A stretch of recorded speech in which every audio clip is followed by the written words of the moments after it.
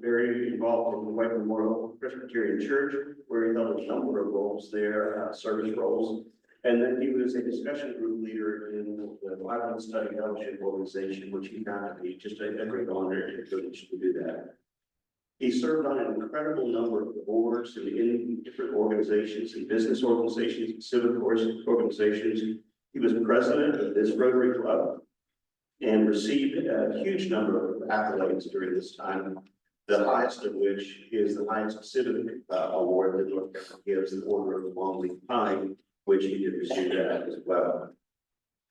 My thought, and I was thinking about this weekend, if you wanted an example of what a great man, a great person, a great servant is like, just look at Lawrence Davis. Let's have a moment of silence, not in sadness, but in just reflection of what he contributed. So a moment of silence.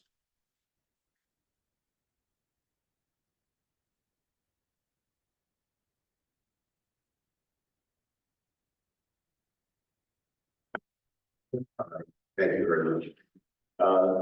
Lawrence may well be someone our speaker is that you counted from time to time, I'm sure. So with that, we're going to go to Happy Dollar and excuse me, welcoming our guests. If I could read my screen, I would know what I was doing. All right. No, $50 for later. I do not want to take that from my friend Charlie Upshaw.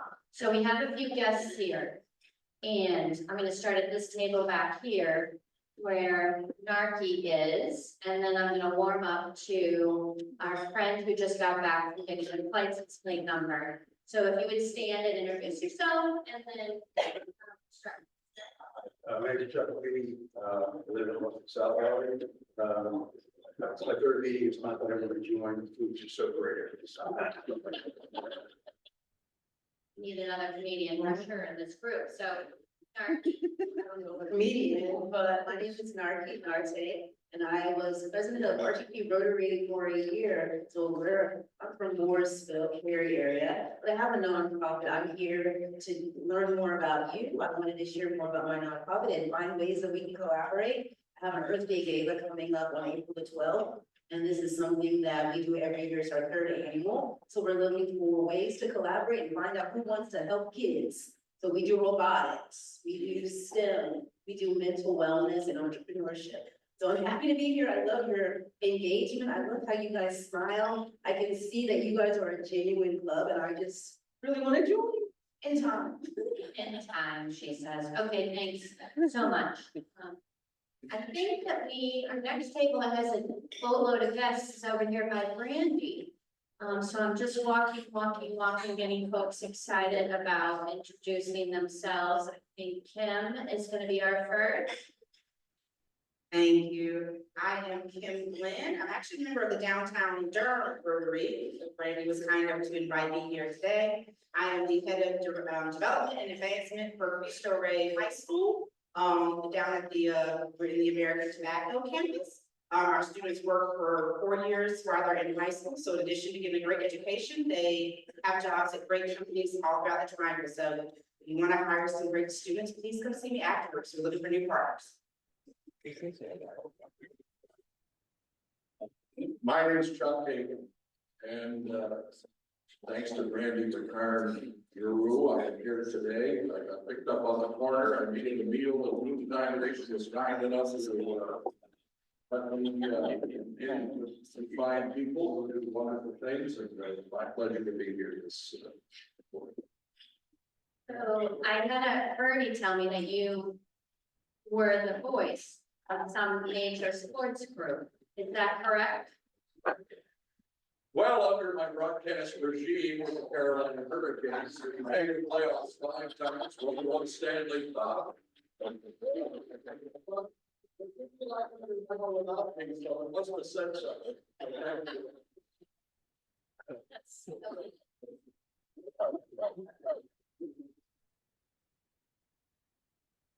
Hello. My name is Randy Bryson. I'm friends of Tom Jordan.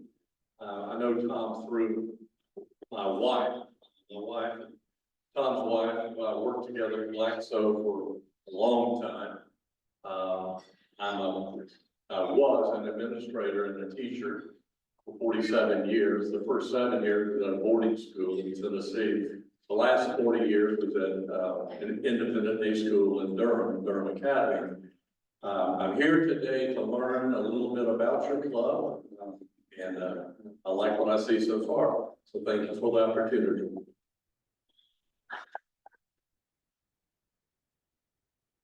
Is anyone?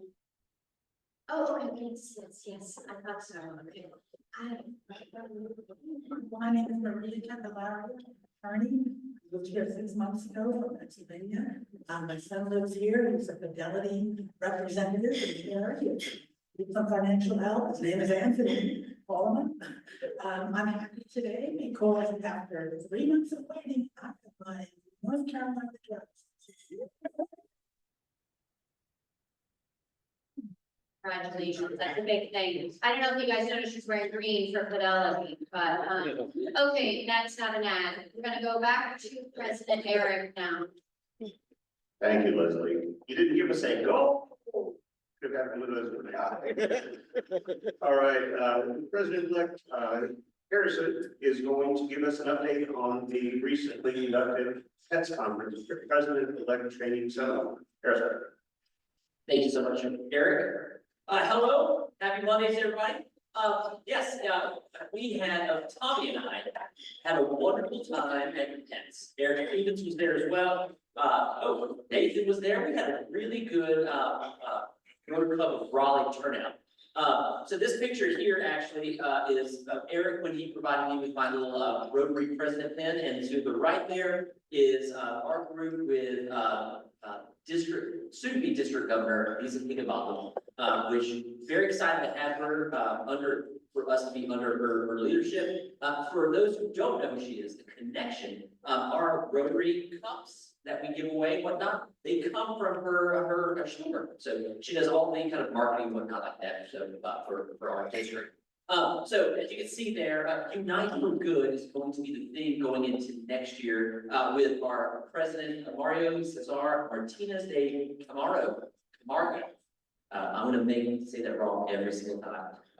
And then Lisa, her focus is to pursue your passions. So with Unite for Good and to pursue your passions, I'm very excited for us to see what we can do as a Rotary Club next year. One of those things specifically with Lisa, one of her passions is for our district to continue focusing efforts towards helping our Western North Carolina family members. So we're working with Eric in the Raleigh Rotary groups to get some kind of project together, kind of working together off of our strengths to try to help our families out in Western North Carolina. And there's so much that I can talk about that I learned. I took a lot of notes. There's a lot of takeaways. But what I guess the biggest takeaway for me was to be in that room of over 500 Rotarians, to see the energy, the passion, the excitement that Rotarians had for doing service for living life service of self in our communities. So I say that to say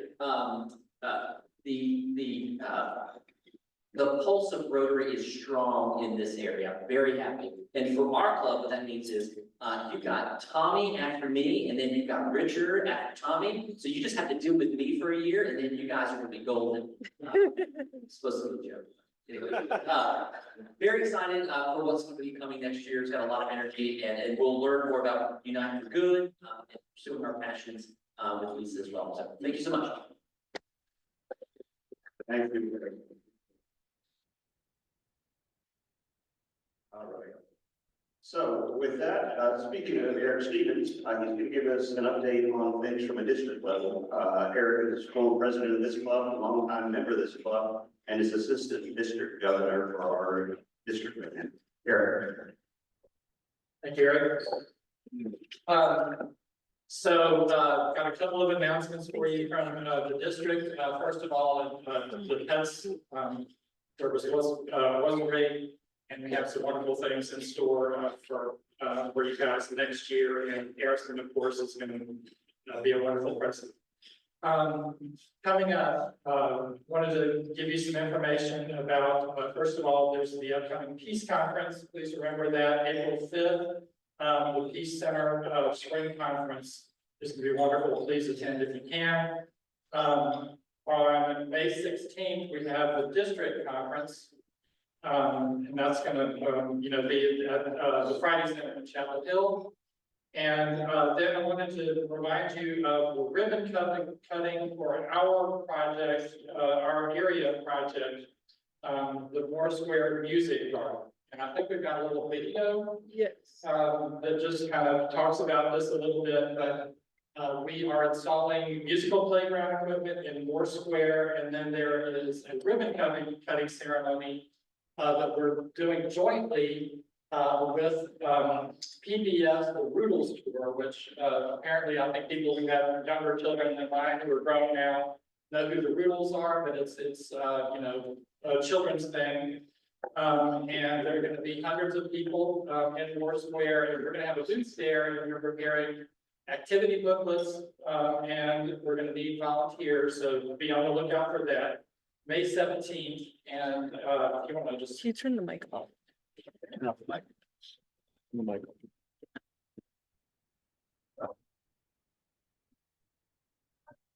Let's see if it plays.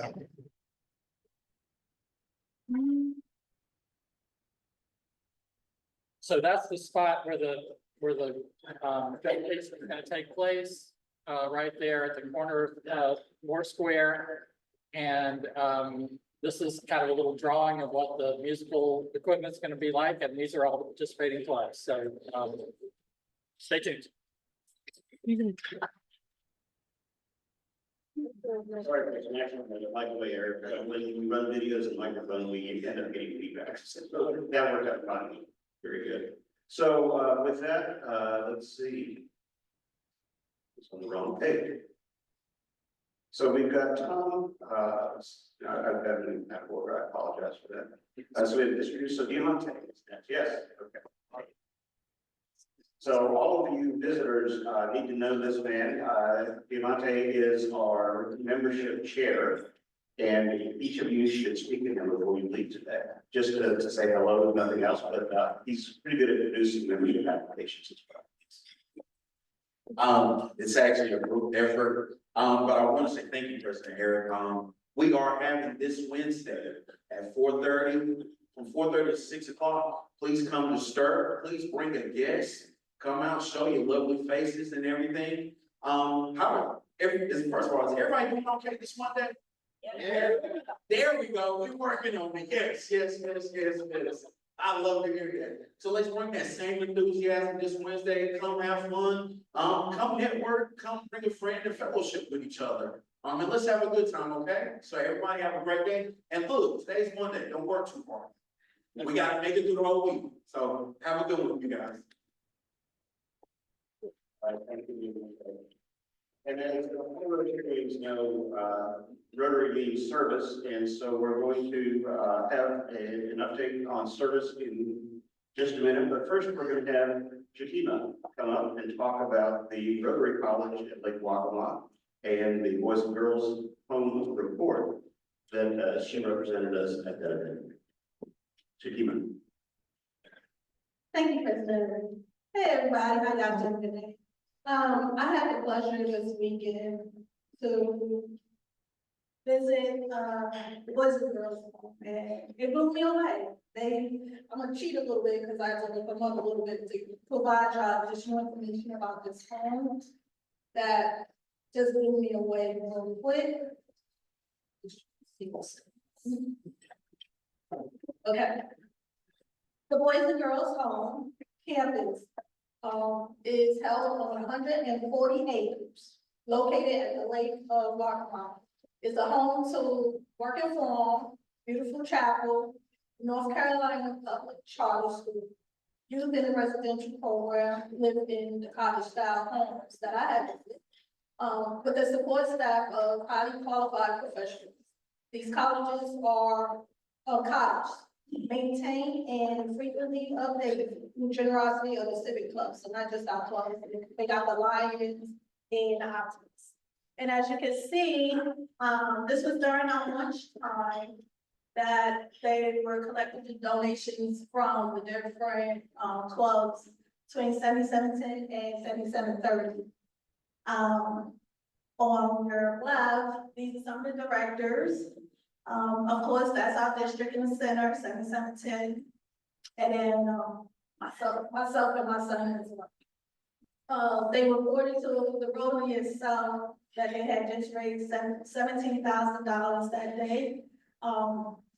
Pretty much sure it's gonna increase because a lot of the clubs did not present a check to them. A lot of them also, they're also collecting donations. So a lot of the clubs were bringing up things for the college, for the Rotary. Actually, we have actually a college for the Rotary college. So we're helping to build up that college for the young people here. And also, which interests me, they have an interact club. So I got the opportunity to meet some of the young men that were participating in the interact club. One of them actually played a beautiful melody on the piano, so they were very proud about that. We also had the opportunity to meet our pregnancy teams. At that moment, there were two teen moms, and there one, the little baby was like about 3 months, and the other was 3 years old. The real mother, she's from Honduras, so she's in the process of trying to learn English at the same time. So I had the opportunity to meet the young ladies, and the one with the baby, she's 17 years old, and she's about to graduate in high school early, so I'm really proud of that. Overall, the program itself is not just a foster home. I learned that they have in-home conditions for mental health and types of other conditions that young people come into the foster home with. They also have an adoption program. So that young kids can also be adopted as well in other counties. So I thought that was very impressive too. And they also work a lot with the counties and partner with DHS a lot. So they're doing a whole great big deal just being a foster home. And I was just blown away. And that's it. Thank you very much. For those who are maybe not familiar with our club or that particular activity, these are young children that find themselves in really, really difficult life situations. And it's a long-term commitment we've had there. I know Bill and Lauren, Randy Frazier, a number of other people here have been very involved in that over literally decades of support of that. So thank you very much for that, Shay. All right, it's March Madness. If you hadn't noticed, and Tom Holder's going to give us an update on our March Madness. There he is. Bracket challenge. Good afternoon, everybody. This is the second annual bracket challenge we've done, men's D1 championship. It's been a lot of fun. We've got 19 players. Number one, Mark Livingston.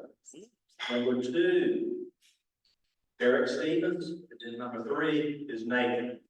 Defending champions, Richard Abrams. He's right on your heels, but we're down to the Sweet 16. It's been fun. There's been some exciting games. I cried all I can cry, but I'm gonna love to look back. I didn't even make it to the tournament this year, but we got a new coach. We'll see what happens next year. Thanks, everybody, for y'all playing. Thank you, Tom. This is a fundraiser for the club. It's too late to join, but it's never too late to donate to the club. So Richard, our service chair, is going to talk about our street cleanup project. Richard.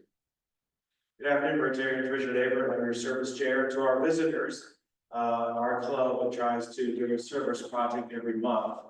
And a couple of years ago, former President Tom Packer orchestrated a relationship with the city of Raleigh, where we do a street cleanup. So we have adopted the stream near Alliance Park, and twice a year we clean it up. And this past Saturday, Randy Mounts, Tom Holder, Jennifer Rodriguez, and my son Felix gathered together and did the stream cleanup. It was amazing what we found. Everything from trash to shopping carts. I think Jennifer was giggling at us, and as Randy and I had to summon some old man strength and get the shopping carts out of the pond. But it was well. The city of Raleigh brings out a a large container for the trash in, and we about filled it halfway up, and it was very productive. Now, every year we have this kind of unique contest where the Rotarian finds the most unique piece of trash, we award them. Now, this year, it wasn't necessarily trash, it was more of Mother Nature, but I would like to commend Tom for finding this. Demonstrating. Again, it's more of Mother's Nature, but it is quite unique. So, I will be rewarding Tom lunch is on me next time we go, so. But again, this is a very impactful project, I posted about on social, the city of Raleigh liked it. Also noticed that our area, Rotary shared it amongst them, so we really like to lead the pack. No pun intended, Tom, as far as service projects in our area. Next project will be next month with our friends at the Dementia Alliance, and thank you for your support. Thank you. I love the service aspect of Rotary. That's just an amazing thing that goes on. So we have a raffle. So Tommy is going to come up again and go through the raffle and announce our winner. Thank you very much, President Eric. For those of you that are new to the club or visiting today, I think that you've already seen that we are very interested in your chance gamblings. So you can bet on the tournament with us, you can play raffle. There's lots of ways to win Rotary here at Rotary, but everything that we do goes to some great cause. So don't ever feel like you're putting your money in it, it's not going somewhere. This raffle actually supports international traveling students under the name of Rotary. So you've all made a great contribution. Let's see who's today's winner. I've got 825 411 825 411. All right, last out of 9 seconds. It's a sleepy lottery, but $60 a day. Hey, that's great. And the I'm actually that goes to Rotary sponsors, so that's great. All right, with that, we have $50. Charlie Upshaw. Let me see if we got time. Yeah, we got time for some $50. Yeah. No. Thank you, President. Here, right there. Demonte said, and I asked him for $10. He didn't love it. I'm going to battle for the University of Richmond ladies basketball team who lost last night to the UCLA. Ladies first out, the Spiders were in the second round, so go. The Spiders. Thank you. Anybody? All right. Back here. Amen. I can't talk about the boys, but my lady Gamecocks are kicking it so far. Hopefully they'll go all the way. Go Lady Gamecock. All right. Anybody else? Last call? Oh, Gary. Good afternoon, how are you? My mom and I visited my brother in Tennessee, who currently lives in Colorado. I think he's gonna make his way back to the East Coast to Tennessee, so very excited about that. So $5.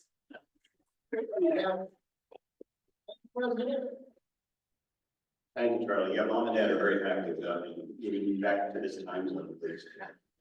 All right, so with that, we have our upcoming, first of all, we have birthdays and anniversaries, I'm sorry. And we've run through these a few times because the database spit out everybody for the whole month. So I won't read through these again. We had Matt Barfield, Elsa, Mark Livingston, Jennifer Rodriguez, and Kurt Warner. For the third time, happy birthday. We won't do it next.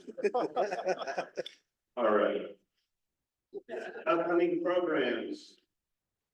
We have Summer Wisher, who is the executive director of the Rotary Club of Raleigh Dental Clinic that we sponsor at the Salvation Army. And we're one of the founders of that. And then we have Dr. David English, who's the chief academic officer of the UNC system, all 17 campuses. He's the chief academic officer of that. And really looking forward to hearing from him. We don't have a meeting on Easter Monday. And then we've been talking about the public school forum for a while. We talked to them for a while. And Dr. Marianne Wolf will be here for that.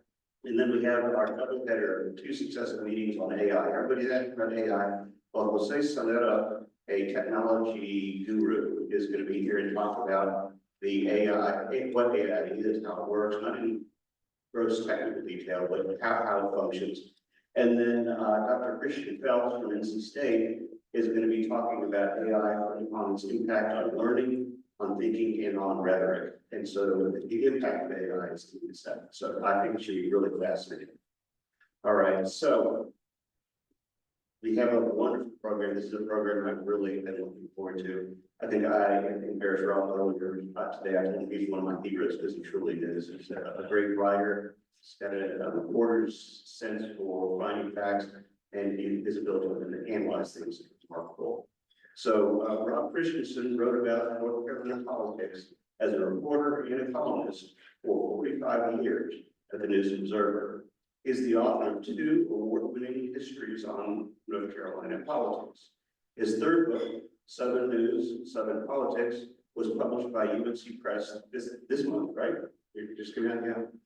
And besides his work in print media, Rob has appeared on more than 600 TV and radio programs as a political analyst, including the CBS Evening News, CNN's Inside Politics, MSNBC's Hardball with Chris Matthews, ABC's Nightline, and Fox News, and various other PBS programs.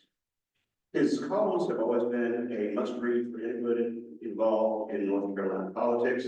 I actually ran the state government team for IBM. His columns were required reading by my team. They had to be up on top of that.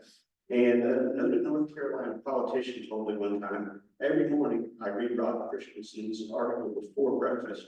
Then I know whether to have bacon, eggs, and grits or strychnine.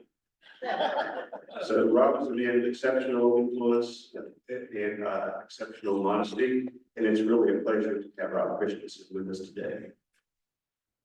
Rob has books and he'd be happy to sign with.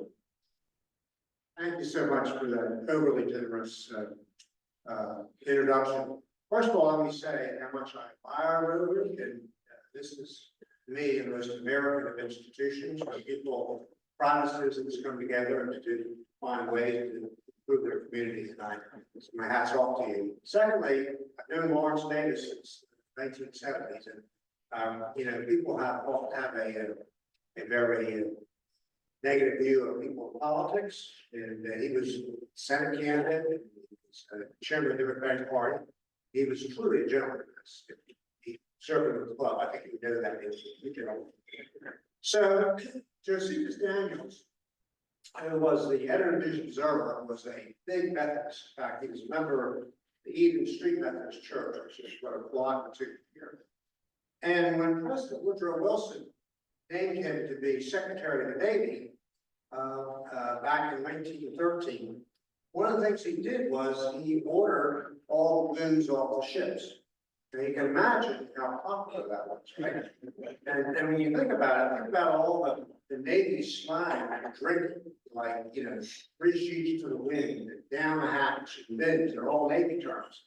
So when he ordered all the booze off the ships, there was a group of naval officers that went to see Secretary Daniels, and they asked if he would reconsider his order. He said no. He said they don't think good seamanship and liquor ought to be mixed. And he said, so what should men drink? He said they should drink coffee. So men began referring to their cups of coffee in honor of Josephus Daniels as a cup of joe, which is one of the origins of the term cup of joe. So my new book, Southern News, Southern Politics, is a history of a News Observer and 4 generations of the Daniels family that owned it for 101 years. As a state capital paper that circulated in most of Eastern North Carolina, the News Observer helped shape North Carolina's politics. Former 4-term Governor Jim Hunt said the biggest influence on North Carolina politics was 1, the University of North Carolina, because the Senate, he spent the system. Because the Senate educated people in every small town, business people, lawyers, bankers, whatever. But he said the second most important influence was the News Observer. The NNO has been a watchdog, exposing scandals involving state government, labor unions, big-time college athletics, to name just a few, and it's been a cheerleader for the state's culture, including books and the arts. The editor actually has a fairly complex lineage. Back in the 1800s, newspapers merged and they showed up one day and disappeared the next. They were almost fly by night things. And so the editor traces its roots to two newspapers. The Observer, founded in 1876, and it merged with the Raleigh Sentinel, founded in 1865, appearing as the News Observer for the first time on September 12, 1880. Now, Daniels purchased the News Observer in 1894 when it was in financial trouble. He made it the voice of the Democratic Party, the voice of white supremacy, and a crusading newspaper that fought the railroads, corporate interests, child labor, and anti-Semitism while campaigning for public education, labor rights, and suffrage. He was widely viewed by his white contemporaries as one of the South's most notable progressives. But it was a curious brand of it. He was part of a group that conservative columnist Westbrook Pegler dubbed Jim Crow liberals. Now that may be a difficult concept for many people today because the ideas of social and racial justice become so intertwined in the ideas of liberalism. But Daniels saw little contradiction between his liberalism and the broad range of issues and his ardently held segregationist beliefs. He used his Raleigh newspaper to help inaugurate the area of Jim Crow, sharply defined the political, economic, and social limits of black people. He fueled vicious and sometimes deadly white supremacy campaigns in 1896, 1898, and 1900, and worked to impose and uphold state segregation laws until his death in 1858. The paper's rapid race baiting in 1898 certainly contributed to the Wilmington Massacre, all which I deal with at some length in the book. I will deal with very late here. Daniels' use of racism was both personal and political. He grew up in Eastern North Carolina, Wilson. He was born in 1865, and he grew up during Reconstruction, and racial views were pretty backward then. But it was also political. In 1894, Republican was a coalition of Republicans and populists that had taken control of the state, pushing out the Democrats. So he used race as a way for the Democrats to get back in control after the Republican coalition. Now, it's hard to tell whether Daniels was a newspaper man who engaged in politics or a politician who owned a newspaper. Such dual roles were not unusual in that era. Daniels became one of the top operatives of the state and national Democratic parties. He was part of the American left, which historian Richard Hofstadter called the Age of Reform. The era included populism of William Jennings Bryan, progressivism of Woodrow Wilson, and the liberalism of Franklin D. Roosevelt. And Daniels was heavily involved in all three eras. He was the intimate of Bryan, Wilson, and Roosevelt. He was Bryan's right-hand man. He was Wilson's Secretary of the Navy, and he was FDR's ambassador to Mexico. The News Observer began to move away from its blatant racism in 1933 when Josephus moved to Mexico City to begin his 8 years as FDR's ambassador to Mexico. Josephus had 4 sons, 3 of whom were involved in the paper. The most important were Jonathan Daniels, who took over as editor, and Frank Daniels Sr., who took over the business side of the paper. Jonathan changed the editorial tone of the News Observer on race, making it one of the more socially aware papers in the South. In an age when most North Carolina black people could not vote, black people were at the mercy of an all-white system, from the cop and the beat, the judges, prosecutors, and jurors. Newspapers were one of the few entities that could bring public pressure on authorities for injustice. And Jonathan Daniels, who was Josephus' son, was a voice against such injustices, frequently criticizing the white brutality by police, prison officials, and mischaracters. Rarely were lynch mobs brought to justice. Such was the case involving Godon Sweat Ward, a 24-year-old mentally ill black man in rural Franklin County, who decapitated a white farmer with an axe in 1835. The lynch mob, unmasked and in broad daylight, seized Ward from the custody of the local sheriff, driving him off before hanging him from a scrub oak with the cotton clouds on the line. The sheriff claimed he could not identify any of the lynchers, failed to note any of the license plate numbers of the people who grabbed his prisoner. The state highway patrol and the National Guard arrived too late, except to witness the crowd of hundreds of men, women, and children who had gathered to observe the spectacle. No one was prosecuted. Jonathan was disgusted. He wrote the News Observer Bloodlust and broken good wards cracked brain yesterday morning spread to every man who joined the carnival of kilometer of his body. It spread to us degree to all those who came and moved in morbid participation, view the swimming corpse of a crazy man who watched that equally crazy mob rest upon his dangling body. Now, Jonathan was a graduate. His support for racial change was not a straight line. He supported segregation even as he called for more racial fairness. So changed was the News Observer's image on race that Jesse Helm in 1953 charged at the end of quote, selling out the South for at least 2 generations. The newspaper's journey on race is one of the stories that I tell in my book, although it's an important one. The early 1900s were the era of so-called yellow journalism, where newspapers were ultra-partisan, editors conducted personal journalism filled with insults, and facts were optional. If you ever saw the movie Front Page, you would get some idea of what journalism looked like in that period. Josephus Daniels participated in fistfights on Fayetteville Street and even on the House floor of the Capitol. Reporters were valued as much for their right looks as for their writing style. One night, a drunken legislator stormed into the News Observer newsroom carrying a big bulldog pistol, demanding a reporter Billy Christian picked up a heavy chair and knocked the legislator senseless. Fearing that the lawmaker had severely injured the staff professional doctor, said the city editor, of all things, we didn't want a dead legislator. Such things are hard to explain. The News Observer so angered conservatives that in 1902, one Greensboro legislator proposed moving the state capital to Greensboro. Quote, we're going to leave nothing to Raleigh but the penitentiary, the asylum, and Josephus Daniels. To which the News Observer responded with an editorial headline, 3 institutions to keep Republicans straight. Daniels was America's longest serving Navy Secretary and one of the most controversial cabinet members of the generation.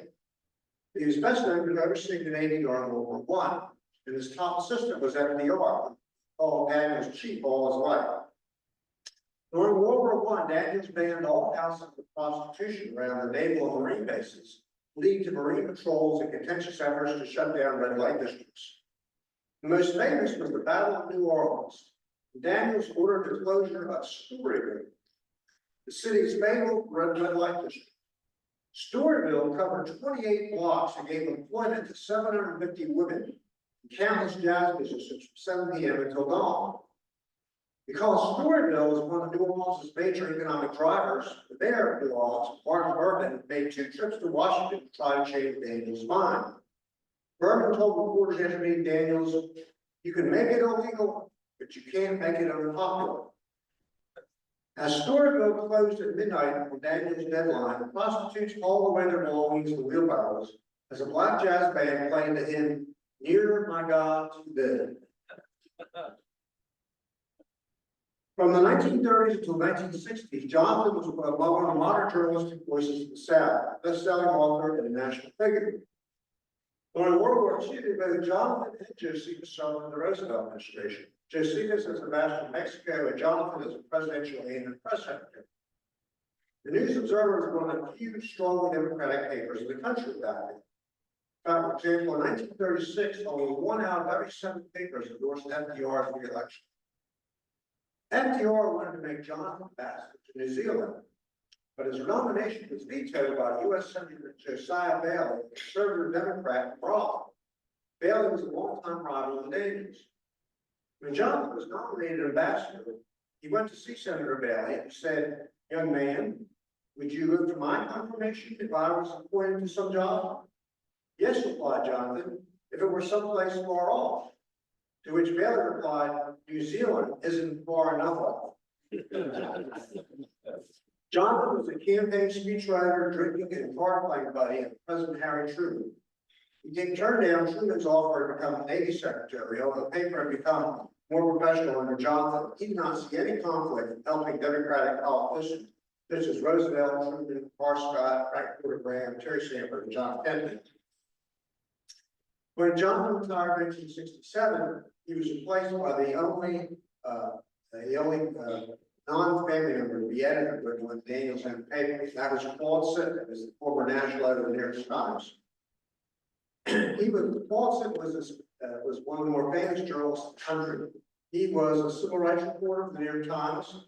As Gene Roberts and Hank Clippenall wrote in a book about the coverage of the civil rights movement, nobody in the news business would have as much impact as he would on the reporting of the civil rights movement, on the federal government's response, or on the movement itself. Sitton's byline would be atop the stories that landed on the desks of three presidents. His phone number would be carried protectively in the wallets of civil rights workers who saw him in the power of his byline as their best paper survival. Sitton introduced a new energy and level of professionalism in the newsroom, with an emphasis on government, politics, and investigations. Among other things, he hired Pat Stitt, who would become a legendary investigative reporter. A Stanford University study a couple years ago found that Stitt's investigations have resulted in the passage of 31 new laws and saved taxpayers millions of dollars. In 1996, Stitt led a team writing about hot pollution in eastern North Carolina that won a Pulitzer Prize. News Observer's feud, the Senator Jesse Helms got a start as a journalist with the News Observer, was famous. Helms had been hired as WRAL TV editorialist to be the conservative alternative voice for the News Observer. Helms variously described the paper and its editors as, quote, vicious, pious, left-wing propagandists and the voice of the far left, accused them of engaging in demagoguery, ultra-liberal elitism, and soft journalism. Otherwise, he liked his own paper. But my favorite insult was after Helms got elected to the Senate, they called the News Observer, quote, a suck-egg mule. The News Observer, of course, was the leading critic of Helms. And years later, after retiring, Paul Sitt wondered whether all the criticism of Helms about the paper had been worth it, because it just made Helms that much more popular.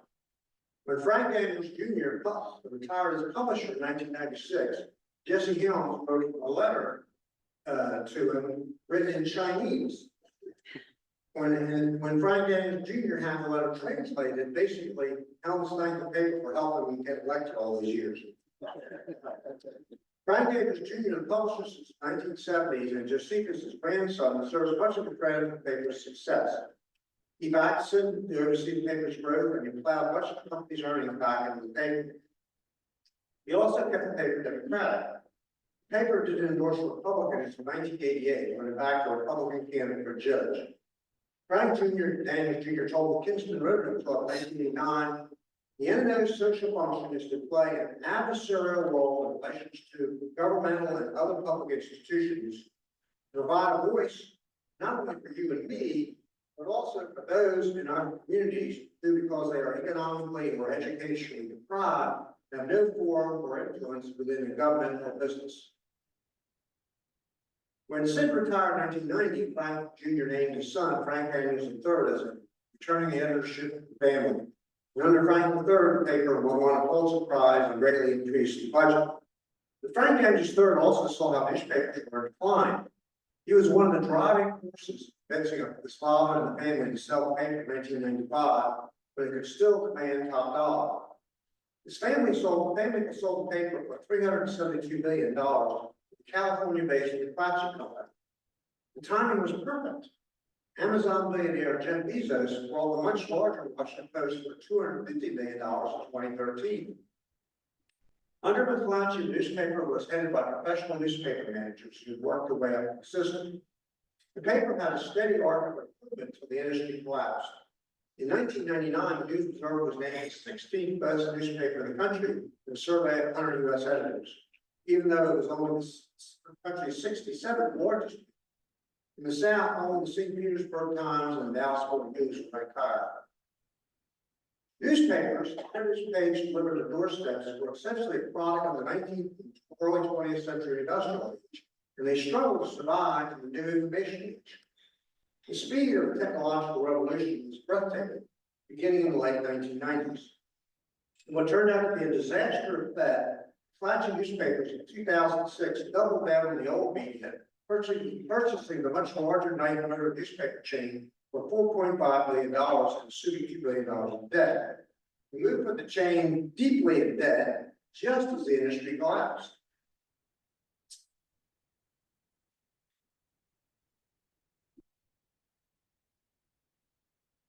During the 21st century, the newspaper industry has lost more jobs than one. News Observer staff went from 260 journalists in 2002 to 69 in 2022. And that included the Durham Herald Sun paper acquired since then. And the cutbacks had an huge impact on what they cover. Newspapers live and die on their advertising. The News Observer earning $4 in advertising for every $1 in collection subscriptions. The paper's advertising costs had a catastrophic impact on revenue. I took one day, July 1, 2000, and the paper had 127 pages in July 1, 2000. July 1, 10 years later, 2010 was down to 84 pages, and in 2020, on the same day, it was down to 24 pages. Compensating for the loss of advertising revenue, the paper continually hiked subscription costs. Subscriptions rose tenfold in 2024. Subscribers, not surprisingly, abandoned the paper in droves. By 2021, the paper had only about 1/3 print subscribers than it had in 2006. And this was all happening in the wealthy, fast-growing Sunbelt region. There are numerous examples of watchdog, decline of watchdog journalism. Today, in fact, there are often no reporters at the city council meetings or town council meetings or county commissioner meetings. The politicians are not being watched. There's also very little screening going on. So the paper, for example, is not the most recent mayor's race. Mayor's race in, I guess, 2019, gave more press for the opening of First Franklin's grocery store than it did to the mayor's race, who was running and so forth. Historian Jill McClure has written, there have been great newspapers and there have been lousy newspapers. But the Republic has never known a time without newspapers. It is by no means clear that the Republic could survive without them, or at least without the freedom of the press, of which were established before which civil society sustains. Now, the News Observer is both a great and lousy. The NNO has never been a beloved paper, often called by its critics a nuisance and disturber. It was a liberal paper circulating in a largely conservative area. But having a state capital paper as a aggressive watchdog should not be undervalued. For decades, the paper uncovered misdeeds by public officials, dug up scandals in the sports programs of major state universities, discovered shenanigans among labor leaders, spotlighted miscarriages of justice. The paper was often, and usually was, criticized for doing so.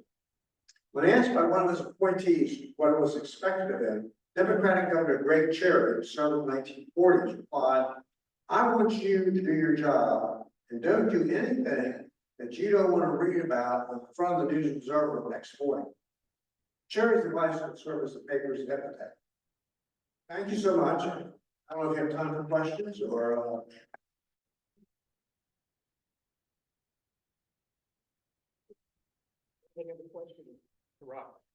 And I would point out, publisher, if it's impressive, you think I'm on this, I have some books for sale.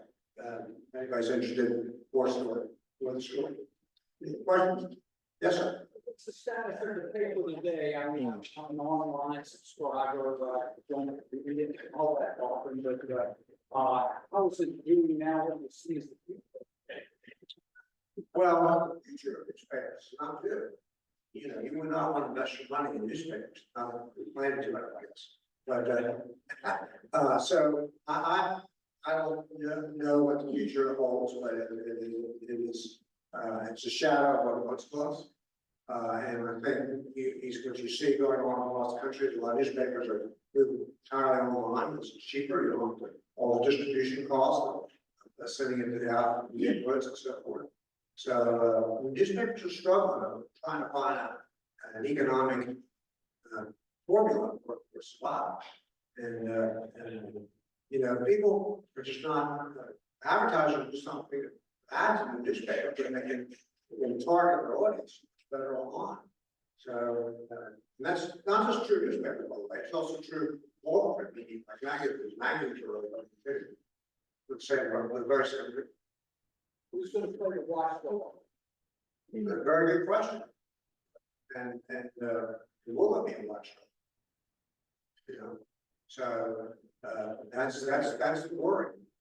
And most public officials are honest, I think, but, the limits of watching, you have all kinds of temptations. So, that's not, that's one of the worrisome aspects. I mean, I hate to see newspapers go down, it's like, my life is a newspaper, but there's broad implications for every citizen, I think. If there's not a strong newspaper in your community, whether it's Raleigh or any other community, that's looking over the shoulder. One thing politicians act better, they know the newspaper reporter is there over the shoulder. You know, TV can fill out and do some things, but they tend to, you know, they like things that they'll say that it leads, you know, they like crime stories and fires and that sort of thing. Not nearly as good in terms of watchdog journalism. Yes, sir. Past audit, 4 years, people read our local races, including everything like that. Today, we were waiting for the story, in a town where every edition had a murder. We just need, but we got ourselves. I'm going to be honest, the pitches for any bottom down and ball and the friends. Speaking of that, a little bit. So, you know, obviously he's right. In fact, there's all been all kinds of studies show that the attention span of readers is shrinking because people simply do not read online really long article. And I think part of it is also lack of speeding up. And so, you know, think about the afternoon papers were the first ones to go back in the 70s and 80s. Because people would come home from work, and the first thing they do, they open up the afternoon paper and sit there for an hour and read the paper. And then they run the paper. That I think people not gonna do that today. They just feel like one on one. So, you know, and how the readership has changed. I'll tell you one thing: it's the readers now tend to be old people like me. The audience is really age. You don't really rare on your newspaper. Thank you, Rob. Hang on for just a second here. Let's all thank Rob.